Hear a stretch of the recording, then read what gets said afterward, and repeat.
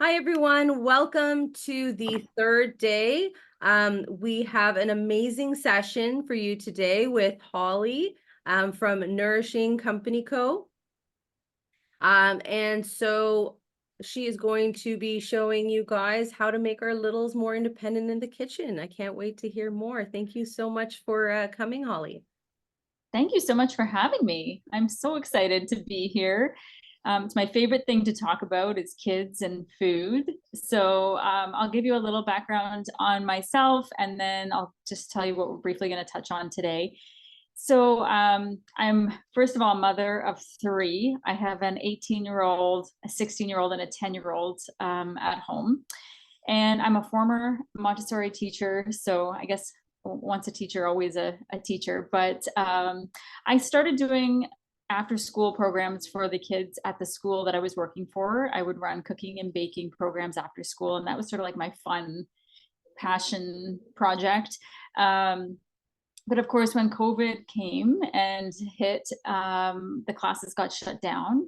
And then eventually my in-person job at the school was taken from me because of the mandates as well. So I had to pivot in that moment and think like, okay, what do I really want to do? And that's when I decided I'm just going to take this passion that I have and start a business and make it my full-time gig. So that's what I did. It's been about two and a half years, I guess now, since I started, and it's great. I already had my plant-based nutrition certificate. I had done my precision nutrition training as well. So I had this sort of culinary background going into it. And then of course, obviously the kids I was able to just take the two and combine them. So what I do now is I have an online cooking membership it's for children, but also for their parents to do together. But it's like a library of previously recorded and professionally edited video lessons on cooking from scratch. And then we meet twice a month and do live classes as well over Zoom. What I'm really passionate about is teaching families how to cook from scratch, going back to basics with food. And I think over the last 2-3 years, we've all had that desire. You see the chickens and the sourdough and all of the stuff, right? We all went back to this like primal, we need to like get back into our kitchens and start fending for ourselves and less dependent on the grocery store. So I'm passionate about teaching families and kids those skills so that they can grow up having these things. I feel like we had a generation where we lost those skills. Like if I look back to my grandmother, she had all the skills. She had a massive garden. She knew how to can. She knew how to cook. She knew how to do preserving other ways. And then my mom didn't do any of that, and it kind of got lost, right? Um, and so that's my mission, is to sort of bring those things back for the next generation so that they can grow up more self-sufficient and independent and also healthier just in their own bodies by learning, why the food in the grocery store is not necessarily the best choice anymore, and how food has evolved and changed over the years. And I always say, I used to think before COVID that the food in the grocery store couldn't really be that bad, because if it was, they wouldn't be allowed to sell it to us. I was very like Pollyanna about things. And I've since realized that that's not true. I think a lot of what happened over the last 4 years was a big awakening for all of us. So that's my mission, is to sort of teach them that there is other ways. So Montessori is my background, and it's sort of the basis on how I teach. There's a lot of misconceptions about Montessori out there because she never put a patent on her name. So anyone can open a Montessori school and call it Montessori, even if you're not trained in any way in Montessori. So if you see some differences amongst schools that you've come across, or you have some ideas about the philosophy and the theory, that could be why. Some of it may be Montessori, some of it may not be Montessori at all. But the two main principles that I take with me into my cooking with the children is the grace and courtesy aspect. And there's a huge focus on independence. So if you walk into a Montessori young children's community, which is 18 months to about 2.5 years old, you'll see those kids baking bread from scratch, cutting up food for snack, cleaning up spills on the floor, washing their own dishes. And of course, if you have an 18-month-old at home, you're thinking, how in the world does this happen? But it's just a matter of setting up the environment so that it's conducive to the children being able to do these things independently. And they are in such a process of the ages from 0 to 6 of constructing themselves and really like setting that foundation for who they are. And so this is why I feel it's so important to start them young. And of course, if your kids are older, it's never too late. It's just that I find it gets harder as they get older. We all see, if you have older children, the older they get, you get a little bit more resistance. But the younger children, I have never had a child say, I don't want to come and cook with you in the kitchen. They're always game. They're always like, yes, what are we making? They get so excited. So these are the reasons why I think it's so important to bring kids into the kitchen at an early age. And like I said, the first one is because they want to be with you as their caregiver. And they also see you doing this every day, multiple times a day for your family. And they think, I want to be a part of that. I know as a mom, when we have to cook all the time, there's a joke that nobody told you the hardest thing about being a mother is that you're going to have to think of things to feed your family 3 times a day, every day for the rest of your life. So, but if they see you doing that, and there is a feeling of fulfillment when you put food in front of your family and they say, wow, mom, this is so good, or I really liked this dinner tonight. And when you bring kids into that, they get to feel and share in that sense of fulfillment and this accomplishment that they've provided something for the people that they love, right? Like, how often do your kids just come with a picture that they've drawn and they're like, this is for you, mommy. It's just that feeling of like, I did something and I gave it to you. And by you allowing them into the kitchen and doing those things with you, you're giving them that opportunity to feel those same emotions that you would feel, on the other end. The second reason is that they are far more capable of doing things that we think that they're not capable of. And I know for a lot of parents, the thought of like having their child in the kitchen with a knife is like, oh my gosh, like how, but truthfully, to not allow them those opportunities as a young child and then to give them a knife when they're like 9, they're like a clumsy toddler with this knife at 9 years old because they haven't had the time and the skill to progress. So we're going to talk a little bit in a future. I'm sorry about the noise. It's not my stomach, it's the dog. I can move her out of the room, but she just keeps following me back in. So I apologize. It's not my stomach. So we'll talk about actual tools and things like that you can use with your kids in a few minutes. And then at the end, we'll talk a little bit about food and how that plays a role, like specifics. So they're capable, and also they're so much more likely to try new food. So if you have a picky eater, they're far more likely to try that food. Yes, I have them too. I have a son who needs to get up and get out of the house at 6:20 every morning, and I get up with him at 5:30 and cook him eggs just so that I know that he's actually eating something before he leaves the house, because he's doing something with the military. It's very physical and he needs the energy, and he won't make it for himself because he's picky and he has no desire to eat. He's just one of these kids. And maybe you have kids like this where they just seem to like not enjoy eating food. This is him. So I get up and I do it for him, but they're much more likely to try these foods if they have a hand in making them. And so for some kids, it might be like actually physically bringing them in the kitchen and having them prepare the meal with you. And for other kids, maybe if you have older kids and they're not interested in cooking with you, even just giving them a say in like, what do you want to have for dinner this week? And giving them one night a week each where they can pick what they want for dinner. And then they have that dinner to look forward to. And then when they don't eat it, you can be like, you picked this meal. Like, why are you not eating? But just again, giving them that little bit of control over what the family's eating.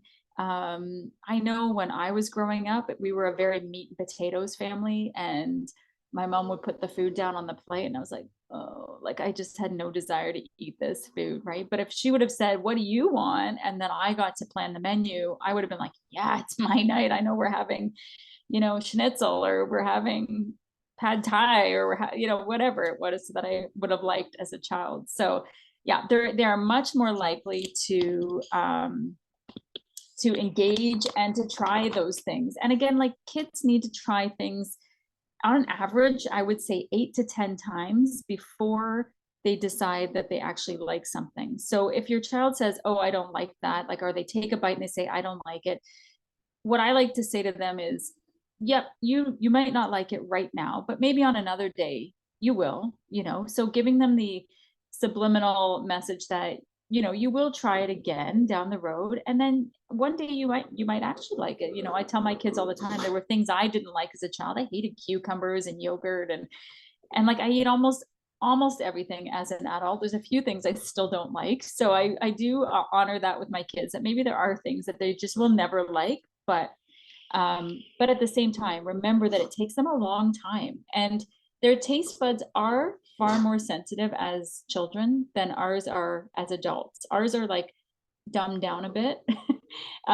So when a child says, "Oh, it's too spicy," it's not an excuse because they don't want to eat your food. It actually usually is that they are just more sensitive to whatever is in the food, and that's what they're feeling, right?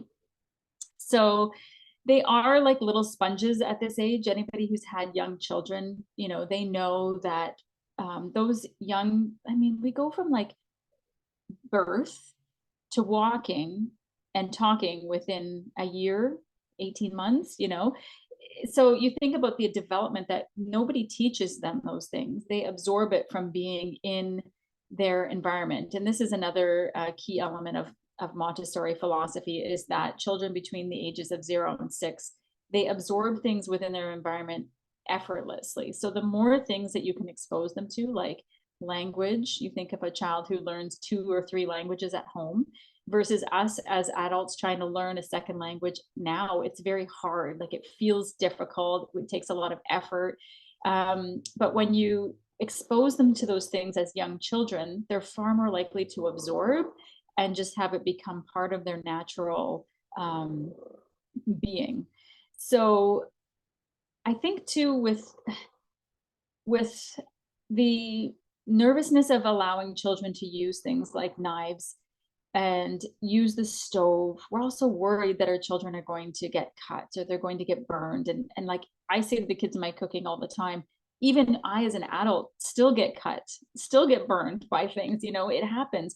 But those things are also, those experiences are also how we learn not to do that, right? So giving them a knife that is suitable for their size, but is actually a sharp knife that can cut through food, because there's nothing more frustrating than, even as adults, trying to cut through food with a dull knife that doesn't work, right? So giving them something that is going to work. And I always say the worst thing that we can do for our kids, and I'm sorry if any of you have done this, is buy those wooden fruits and vegetables that you can slice with a wooden toy knife. They just want real experiences. They want to do what you're doing, and they want to do it in real time.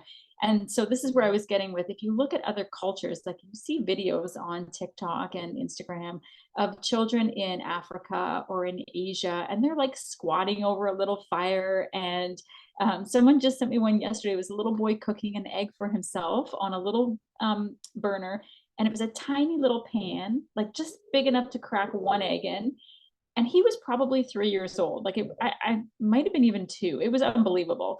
But of course, there's supervision and there's safeguards in place so that you're right there. But giving them an opportunity to try these things, I think we get in their way most of the time. If we kind of step back and let them, we're always kind of hovering, like, "Oh, can I just take that for you?" And so if you just stand back and think, how much can I just not intervene and let them, as long as it's safe, allow them to have the experience, showing them where to hold the food and where to hold the knife so that they don't get cut. I always tell them, this is the knife handle, and here's the silver part is the blade. This is the part that's sharp. So you want to keep your fingers away from this part all the time. And, I rarely have kids cut themselves with knives in class. Now these kids are 3+. So I would say if you're working with kids younger than that at home, you can start with something like a butter knife and a banana. And maybe what you're making for dinner, there's no opportunity for them to help with that specific meal for some reason. But you could still have them beside you on a stool and give your 2-year-old or your 18-month-old a banana and give them a little knife and let them just chop up the banana and like serve that for dessert over ice cream or something, like make it useful, or have them be able to eat it as a snack while you're making dinner. But there's stages. I guess that's what I'm trying to say. There's stages, and you can't just go from nothing to giving them a knife at adolescence. You got to start when they're younger and give them the opportunity. And then of course, if they start young, the skills only become more refined as they get older. So, you can see these kids, they'll come into my classes at 6 years old, and you can tell, like, holy cow, these kids have been using a knife for a long time, because they just know they're like an adult. They know exactly where to hold it. They know exactly how to keep their fingers out of the way. They can perfect chopping. They can start to see that if I'm cutting celery for a soup, I want to make sure that I'm cutting all of the pieces the same size. That's sort of like a point of interest. It gives them something to work towards. Okay, now I've got the motion of the cutting down pat, and now I need to work on cutting them all in the same size, right? And then as they get older, you can refine that even more and even more. And then of course, there's the developmental hand-eye control, coordination, the fine motor control. There's the reading of a recipe, measurements, fractions, like the list just goes on and on and on of the benefits of bringing children into the kitchen with you. So those are just a few of my favorite reasons why.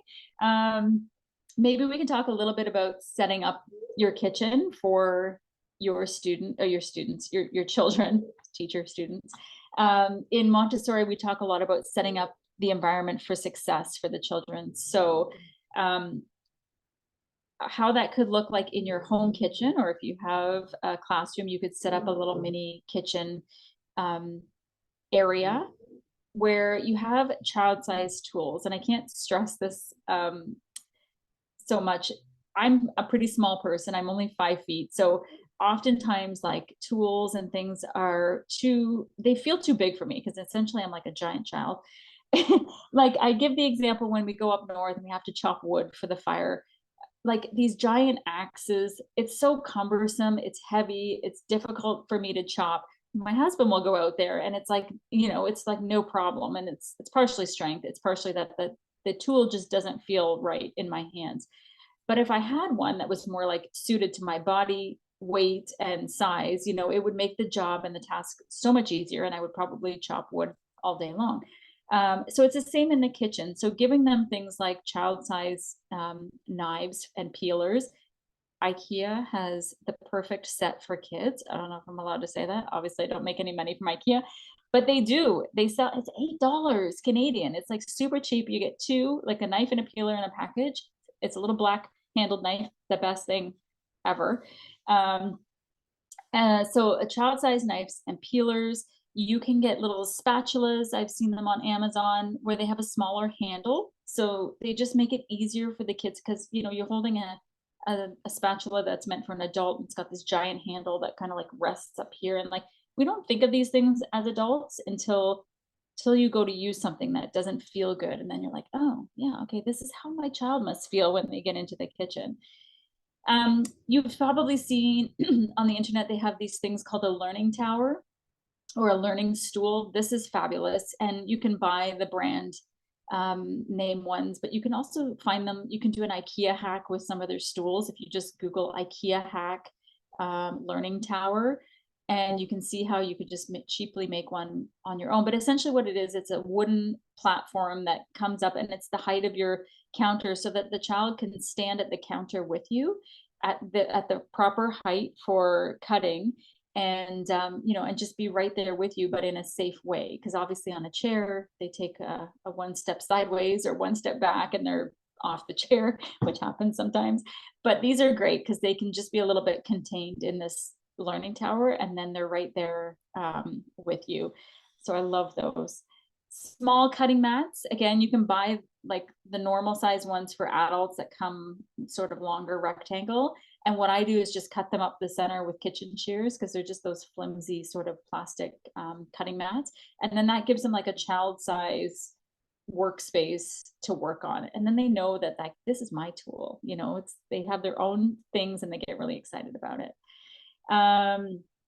Pampered Chef has some amazing things for kids. I don't know if you've seen like the food choppers. They used to have the slap chop on TV years ago. Pampered Chef is a much better version of this. It's way better quality.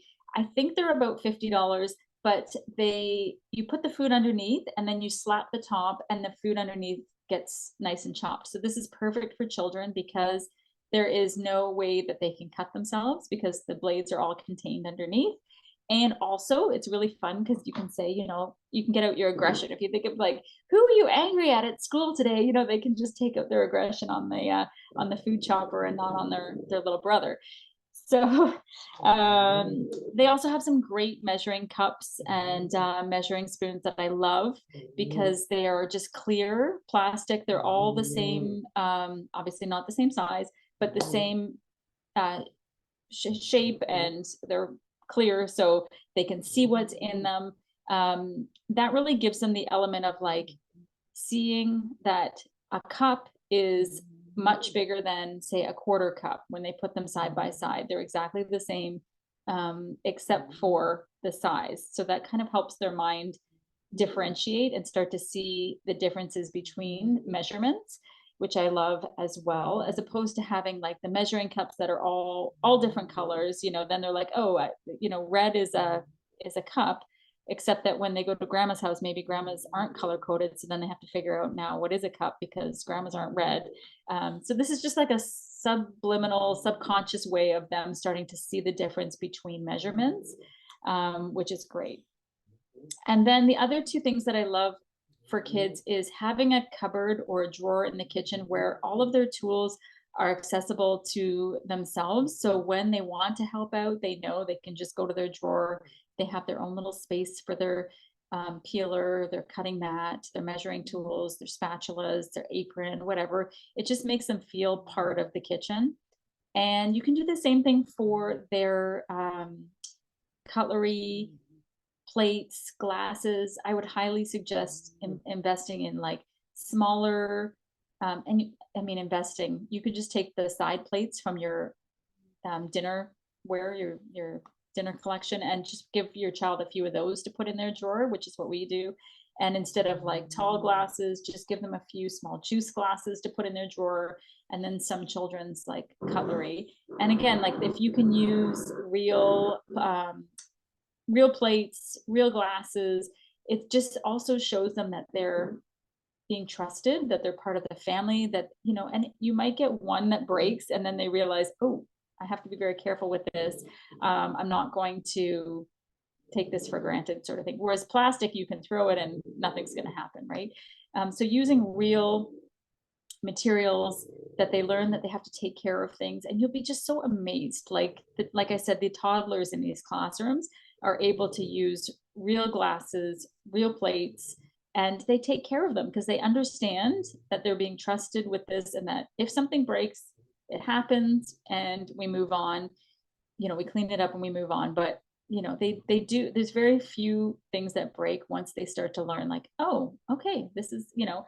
And then the last thing I was going to say is lunches, to have your children help make their lunches, keeping all of those like things for lunches accessible. So have their lunchbox on a low shelf in the cupboard where they can pull it out in the morning and help you get it filled. Even in the fridge, you could have all of the, you know, snacks if you want to have them ready to go, like cucumbers and peppers and carrots already peeled and chopped, and have them in a container on a low shelf so that you could say, okay, you go and pack your fruit and your vegetable, and have them just start to help put those things together so that, you know, they're being able to take some ownership over what they're eating and putting it all together, because you're making the environment more accessible to them. Does that make sense? And then the last thing I was going to chat about was just a little bit about food.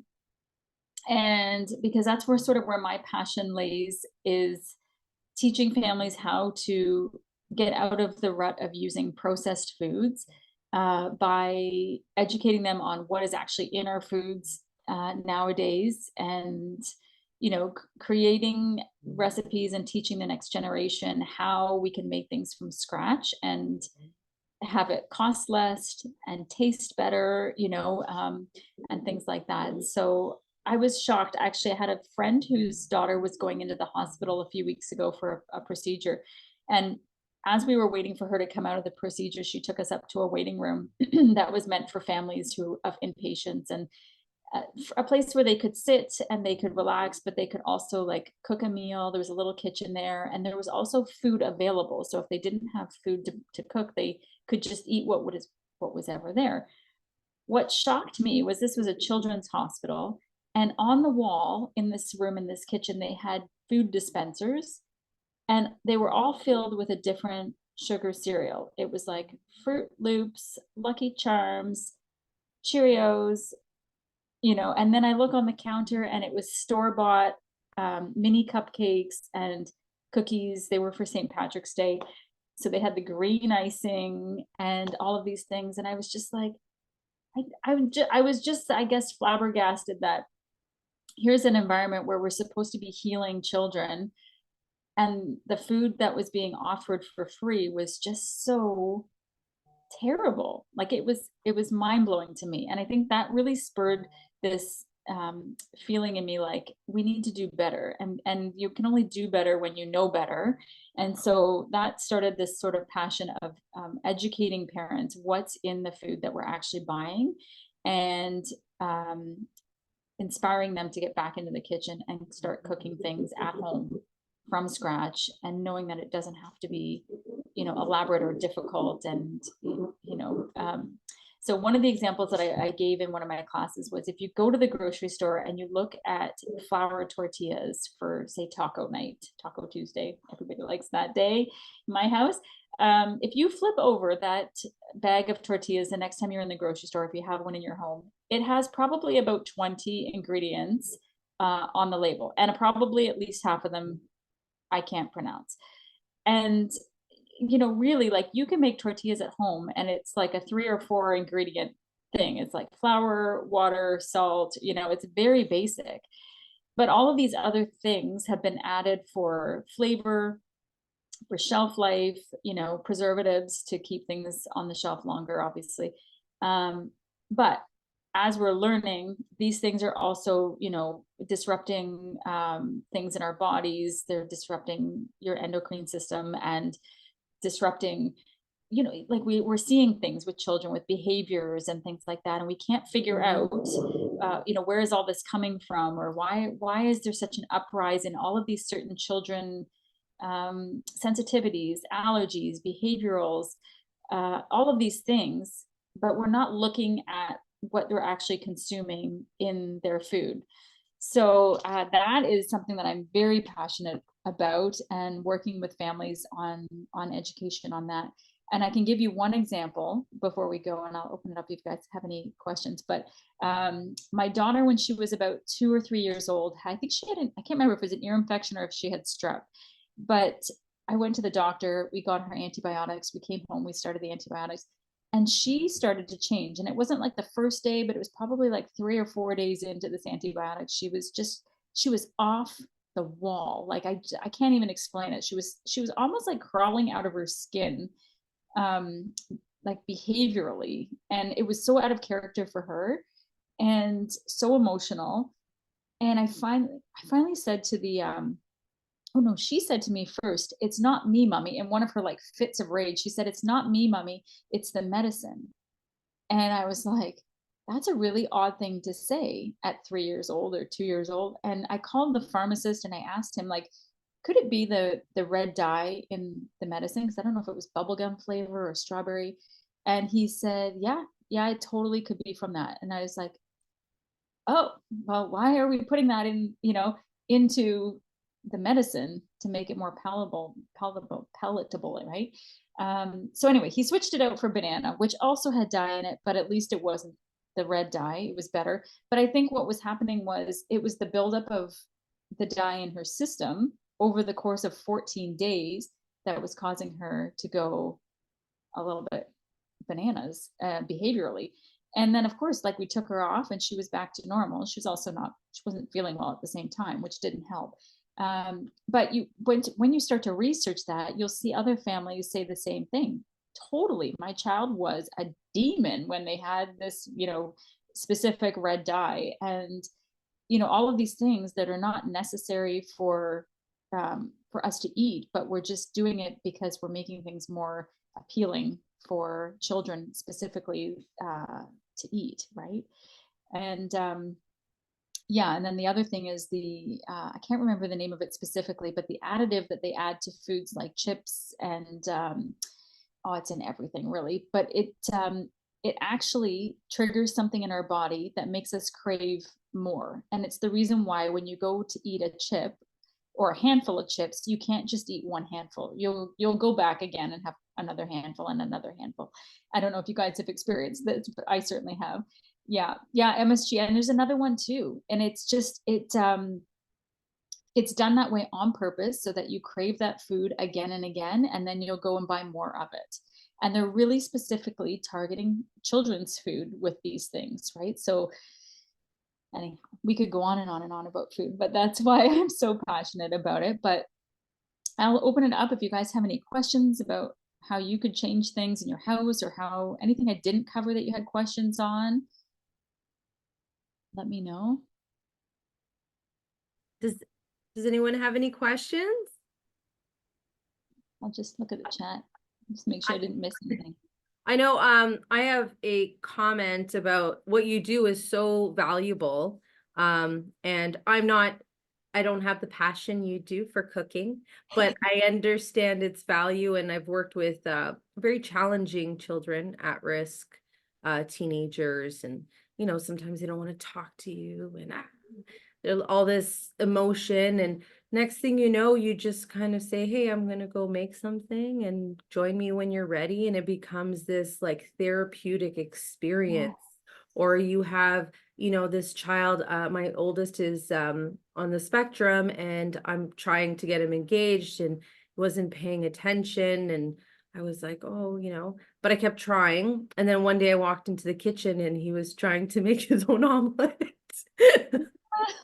And it's like and even like the social experiences, the etiquette, the interactions, it's so much value what you do. And I think we really do need to make this more widespread because it's just too important, bringing things back.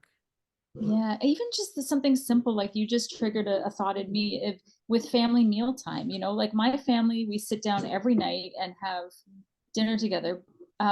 It wasn't always like that. Of course, we had years where we had one son in rep hockey and we'd have to divide, and my husband would be gone to hockey and I'd be home with the other kids. Life happens, but it's never a question of like, are we eating dinner tonight together? It's like we all know we are, unless somebody's working or has like ballet or something. But even just doing that as many times a week as you can, getting your own family to sit around the table together, it deepens the bond with your kids and as a family unit, because you talk about each other's day, you talk about maybe what's coming up, or you talk about, all kinds of things come up, like you said, when they're eating and they're not like, don't physically have to necessarily stare at you in the face. Oftentimes more things come out, right? Or if you have a child that's, oh my God, my daughter will have a bad day at school. Maybe she's had stuff going on with friends. She's in grade 4, like it's like the worst time for the girls drama. And but then she'll come home and you could say like, do you want to bake some cookies? And she'll be like, yeah. And then like you said, as you're baking, things just start coming out. It's like a safe space to talk without having to pry, and they feel safe sharing because they don't have to look at you in the face because you're kind of doing your thing at the counter. It's like a layer of care, like they feel a sense of caring and that it's safe. And Yes. It's really beautiful to create those spaces, and even like etiquette, like the art of small talk, the Yes. you know, if you go to a fancier dinner, people of different socioeconomic status will have exposure or lack thereof to certain environments, and kind of exposing them so that they have a little bit, just more awareness of just some of those even basic Yes. things. It can improve access for so many children that people might not think is important, but you know, Yeah. I think it's useful.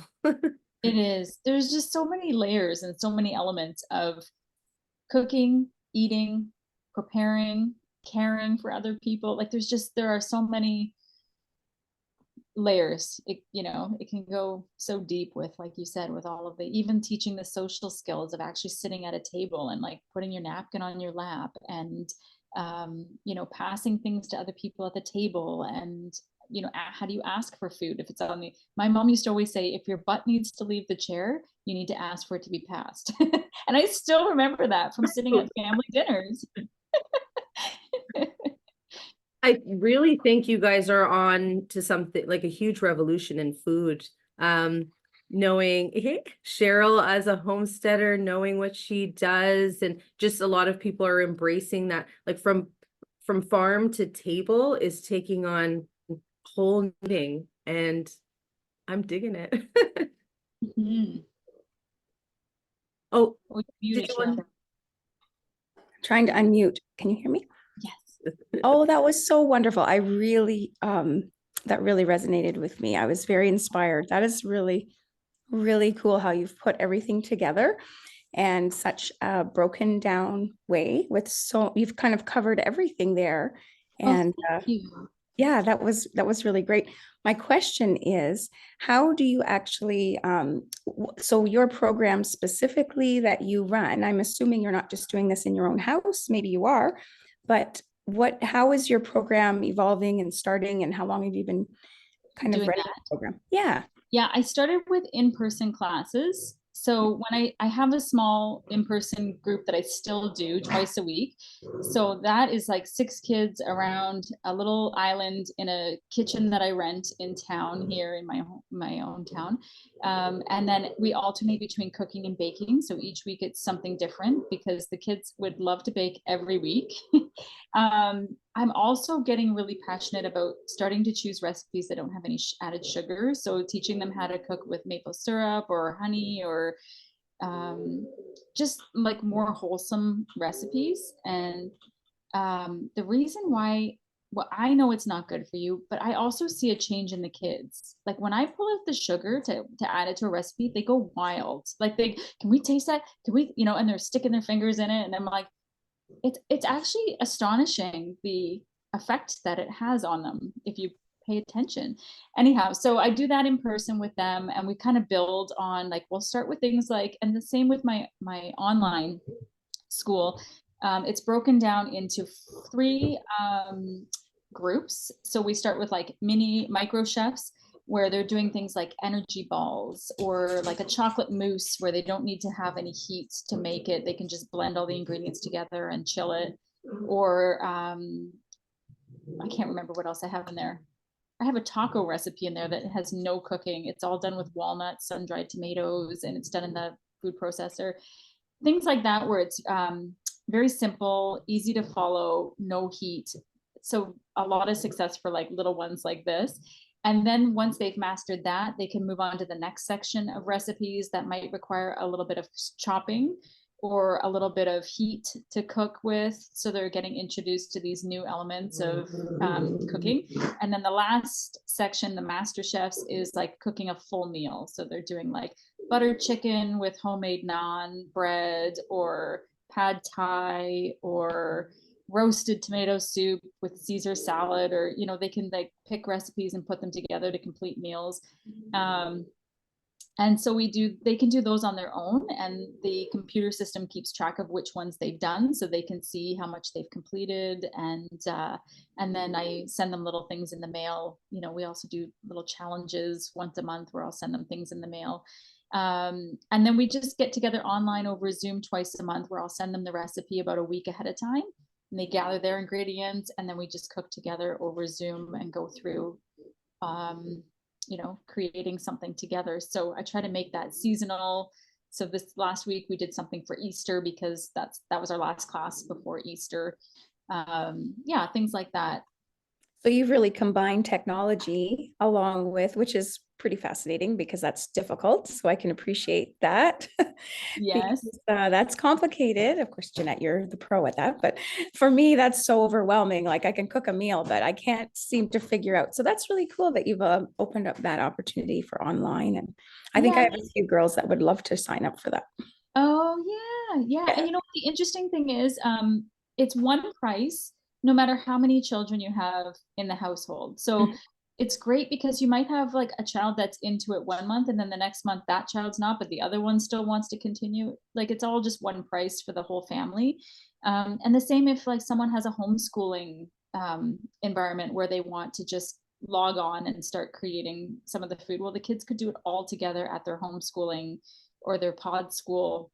Sorry, I said homeschool, I was thinking pod school environment, right? Where they could all cook together, and then, or even like log into the live class and all cook together with me during the live class, Oh, it is a live class too. That's really cool. Yeah, so we do. So there's probably about 30 recipes in the membership already that they can just go and choose. And then we meet twice a month live. Okay. So we do once during the week and then once on a weekend. So I try to do different times and dates of the week so that we hit kids that maybe have like, they've got swimming one night, well, then don't worry, in 2 months we'll switch it up and we'll do a different time. Yeah. And then those are always recorded as well and go into the membership. So if they can't make it live, it's another lesson that they can go back and watch and do. They also get the recipe, a tool list, all of that they can download and print so they can make their own little recipe book and keep that in their kitchen. That is so, so cool. I'm really impressed. That's just, thank you. It's really creative. What a creative way to make like momhood so much more fun. I wish I'd known a while ago. Yeah, and just give you new ideas, right? Like I said, like that's the hardest part of my day is even for myself, like what am I going to feed my family? Yes. I often have to seek inspiration. I'm not one of those people that have like a schedule. I don't know. I wish I did, but my brain doesn't work that way. I'm much better with inspiration. So what are we eating? But it's not so practical. Yeah, I'm the same way. Yeah. I'm not very rigid. I'm not a good like I need to follow the schedule. Yeah, I'm a little bit more free flowing, which, like you said, it's like sometimes I'm flying by the seat of my pants, and it doesn't have to be elaborate, right? Like, right. Sometimes it's like you're just gonna pick up a chicken from the grocery store that's already cooked and do some potatoes and a vegetable, and you're done because that's all that I got time for tonight. But at least I put something real on the table. Yes. Yeah. Oh, I thought of something too. And I have little ones that not as young. I never started them with knives as young as you're suggesting, but that you give me confidence I could have. But my youngest is already 6. And one thing they love doing is making a charcuterie board. Oh, yes. Cutting up the veggies and making art. So like food art. And I have this big long charcuterie. And then of course they're always sad once it all gets gobbled up, which is kind of the point. But that's a reality of cooking is it doesn't last.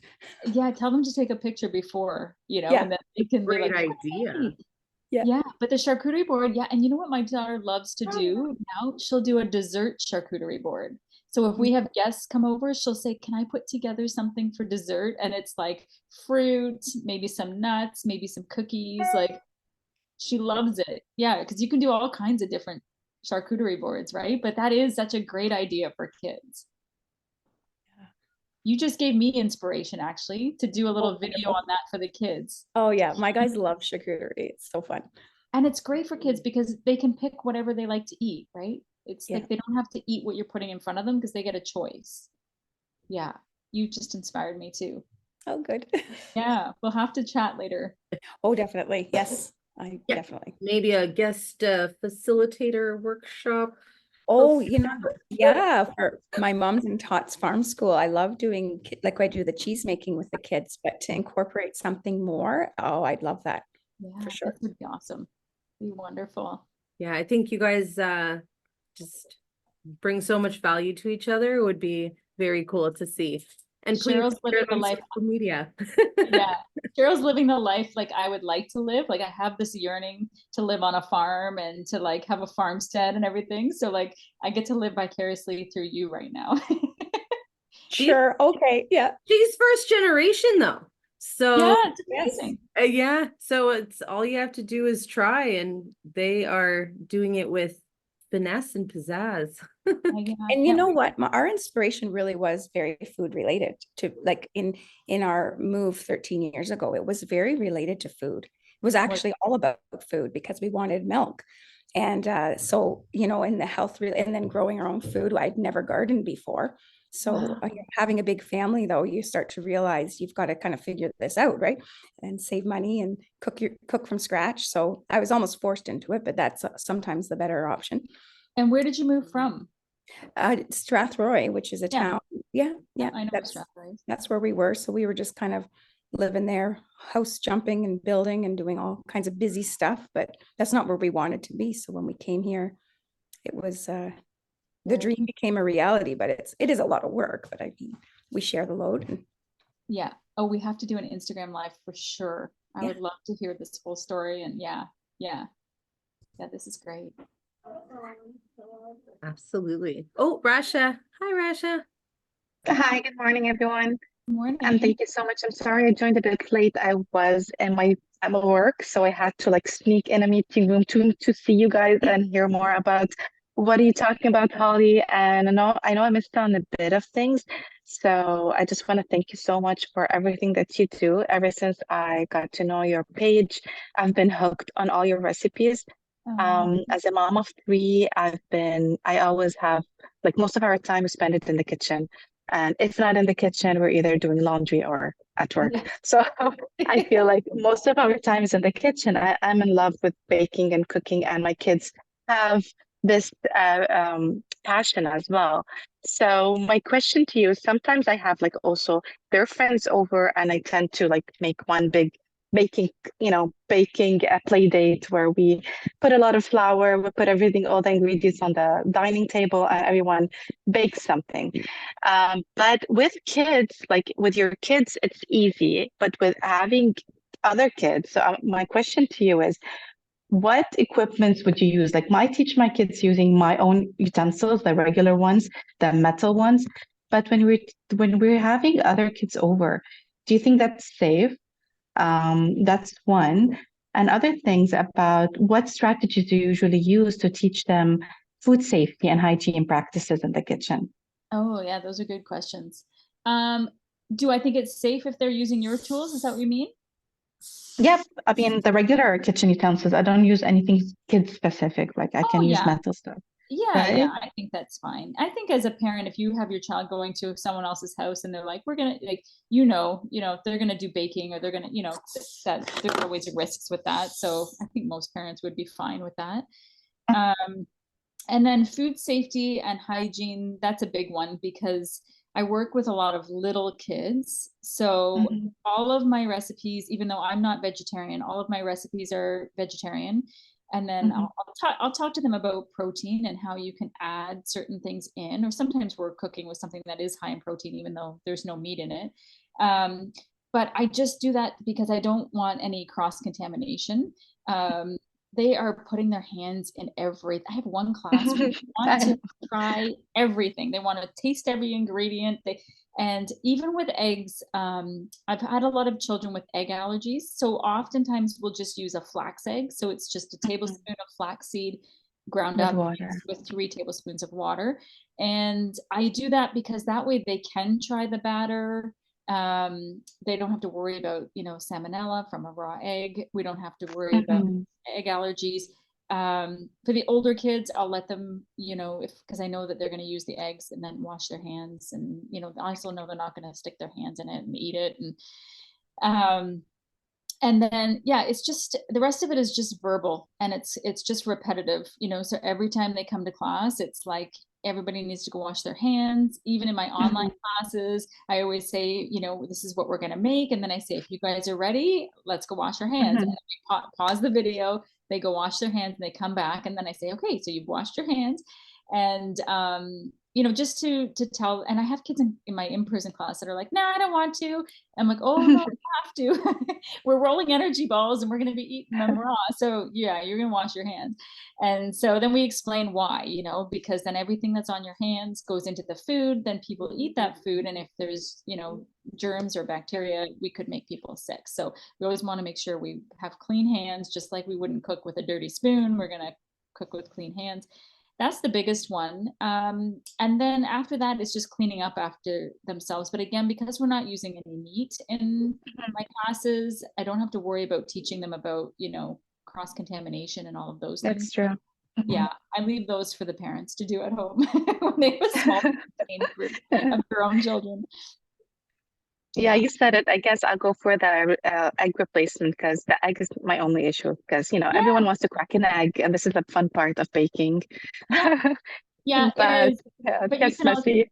yeah, they could just mix the flax egg, and I just tell them, like, you know, once it sits for a minute, it's got the same consistency as an egg. Yep. And also flax is really good for you. You know, it's got a lot of Sure. omega-3s and things like that. So I just teach them that this is just another way. Last night we were making a gingerbread cake, and it's a great recipe. It's made with oat flour and almond meal, and not almond meal, almond flour. And but I forgot the molasses at home. And so we had to quickly Google, like, what could we use instead of molasses? And what came up was, there was 5 different things, but the one that came up that we used was honey. And I actually happened to have honey with me at the location for a different recipe. And I was like, oh, I've got honey. So then that went into a whole discussion of how you have to think about substitutions. And when you don't have something, so that's like, oh, you open your fridge and you don't have any eggs, or if your eggs aren't producing, your hens aren't producing, you know, you can, like, oh, well, if I have flaxseed in the cupboard, we could use flaxseed. So just teaching them how to be a little bit versatile and figuring out what else they can use in place of certain things. Oh, you don't have any butter? Could we use like melted coconut oil instead of melted butter? Or could we use maple syrup instead of sugar? Or, you know, how does that, yeah, it's all a learning experience for them. Yeah, that's a very good skill for kids to learn. That's true. Yeah. Okay. Thank you, Holly. You're welcome. And Rasha, please be sure to check out the recording. It'll be on YouTube, so you won't miss a thing. Yeah. Okay, perfect. Find me on Instagram is where I mostly post, at Nourish Cooking Co. And then if you want to check out the website, it's nourishcookingcompany.com. All right, I'll do that. Thank you. Thanks, ladies. Yes, thank you so much. This is really incredible. It really is like an onion. It inspired so much dialogue and incorporating the social, art, healthy everything, reading. Oh, everything. It's so incredible that the work that you're doing. So thank you so much for taking this on and being such a pillar in the healthy eating movement. Oh, thank you for having me. All right. So any last questions? Last call? Oh, you've inspired them. Yes. They're probably checking out some recipe books. All right, everyone. Thank you so much. Thank you. All her contact information will be below. Be sure to follow. Thanks, Jeanette.